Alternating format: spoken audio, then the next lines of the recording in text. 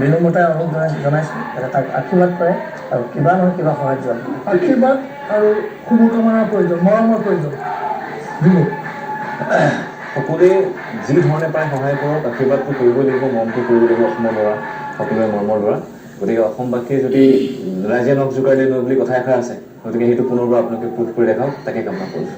জয়ন্ত সকলোৱে তাক সহায় কৰক, যাতে সুস্থ হৈ উঠে, প্ৰাৰ্থনা কৰক আৰু যোনে যেনেকৈ পাৰে অলপ দান বৰঙণি তাক সহায় কৰক। আপোনালোকৰ স্ক্ৰীণত আছেই bank account details. Deeplina, final words. এইখিনিতে মই এইখিনি কথা কোৱাৰ আগতে এটা চেণ্টেন্সত ক'ব বিচাৰিম। শচীনৰ দেখা পালোঁ। শচীন বহু আগৰে পৰা ব্যক্তিগতভাৱে প্ৰেক্টিকেল ফিল্ডত লাগি আছে, সেইকাৰণে মই এখন মঞ্চৰ সদব্যৱহাৰ কৰি তেখেতক ধন্যবাদ জ্ঞাপন কৰিছোঁ। লগতে আমাৰ যিটো সাংস্কৃতিক